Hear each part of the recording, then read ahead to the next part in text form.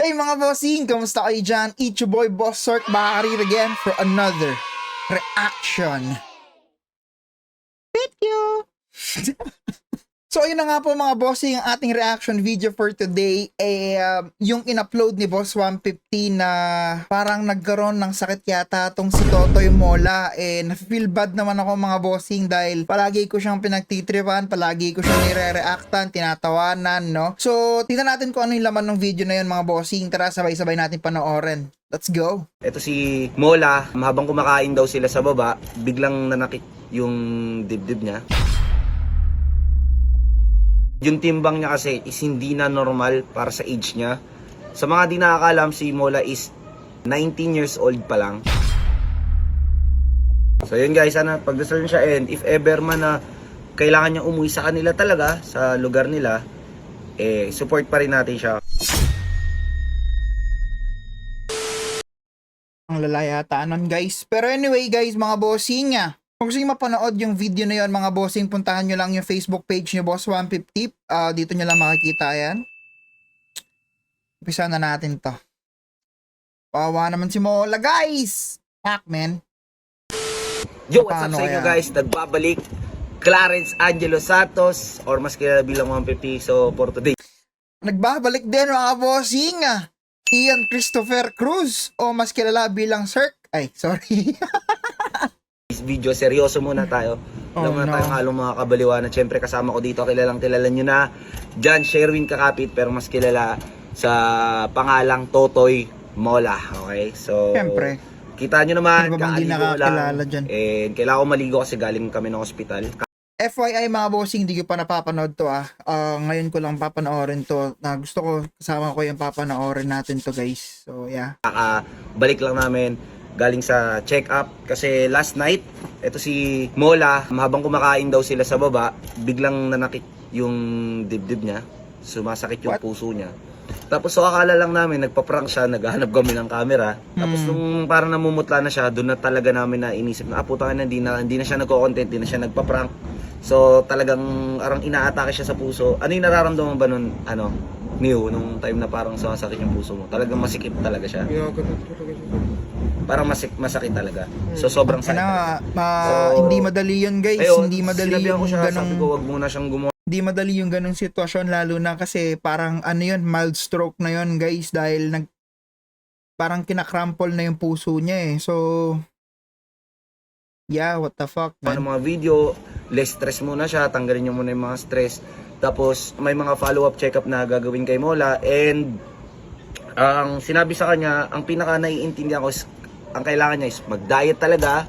Kailangan niya mag-diet talaga na sobra. Yung timbang niya kasi is hindi na normal para sa age niya. Overweight. Sa mga di nakakalam, si Mola is 19 years old pa lang, okay? Tapos hindi agwat yung timbang niya sa edad niya. Like nasa 127 overweight kilos yun, ibig sabihin nun guys. So talagang sabi ko, kailangan niya mag-diet.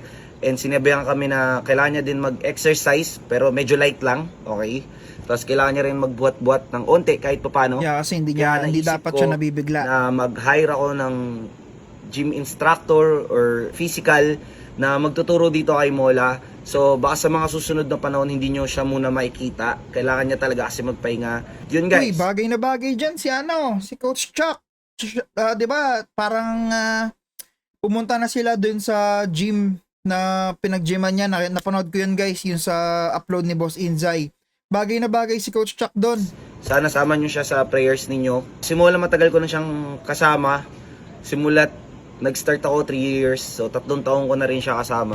So baka may gusto kang sabihin niyo sa mga fans mo kung meron man, or kung meron man. Gusto ko lang mag-sorry sa inyo sa mga nagawa ko kasalanan sa inyo. Alam niyo naman na video lang naman yun. Sana pagdasal niyo. Shit man. yan. So yun guys, sana pagdasal niyo siya, and if ever man na kailangan niya umuwi sa kanila talaga, sa lugar nila, support pa rin natin siya. Kasi hindi ko pa rin alam kung ano yung magiging desisyon niya. At nakadepende lang ako sa desisyon niya. Kung gusto niyang umuwi, makapagpahinga, dun muna siya. Or kung gusto niya magstay dito, magstay siya dito. Pero once na nagstay siya dito, kailangan sundin yung terms ko na talaga magda-diet siya, and susundin niya yung... So ayun mga bossing, gusto ko lang sabihin sa inyo na yeah, marami nagsasabi na for content lang tong ginagawa nila 150 at nila Totoy Mola. Parang sa ano ba? Sa TV, no? May teleserye, may kontrabida, may bida, may kaiinisan ka. Ibig sabihin mga boss, nakakainis yung ginagawa ni Mola. Tama yung mga ginagawa niyang pagiging kontrabida sa bootcamp. So ibig sabihin, magaling siyang aktor. Kumbaga ganun yun guys eh. Hindi ka porket na nakikita mo sa video ganun na yung ugali niya. Masamang tao ka na. Hindi ganun yun mga bossing. Huwag kayong maging balat sibuyas, no? Yung i-hire ko na instructor. So, di ko pa alam kung sino, pero marami naman ako naka-line up dahil may mga tropa rin talaga ako sa gym community. So, yun lang guys. Love you so much. Shit. Yun na nga. Sabi ko nga mga bossing, intindihin nyo naman din kung ano yung sinasabi ni 150 ron at kung ano yung pinagdadaanan ni Totoy Mola guys. For content lang yon. Sabi nga ni Totoy Mola, for video lang yon. No hard feelings. Wala silang tinasaktan na tao, wala silang tinatapakan na tao. Bago nila umpisahan yung video na yon or yung content nila, pag-uusapan muna nila yon bago nila gawin. No? Ako, ganito gagawin ko. Ako si Totoy Mola, gugulpihin kita, magagawin ako sa'yo. Kumbaga, may director, may writer, may actor, may actress. Ganun lang guys, ganun lang sa mundo ng internet. Hindi ka pwedeng maging balat sibuyas dito mga bossing. Pagka may nakita kang hindi mo gusto, babash mo na yung tao kung ano-ano nasasabihin mo sa tao, no? Kilalanin mo muna siya kung sino talaga siya sa likod ng camera. Hindi yung ginudge mo lang siya dahil sa napanood mong isang video, no? So, yun na nga mga bossing. Sana pagdasal nyo si Totoy Mola at sana gumaling na siya, no? Gumaling siya kaagad, ura-ura daw. Walang mangyaring masama sa kanila. At yun din kay Kuya Inzay. Actually, nabalitaan ko din ngayon, no? Yung sa nakita ko na yung sa prank nila ni Troy dyan, ginulat daw nila tapos na hospital bigla si Kuya Inzay. So sana guys maging okay kayo at magpagaling kayo guys. Come back stronger mga bossing ko. Yun. Maraming salamat sa inyong lahat. Peace.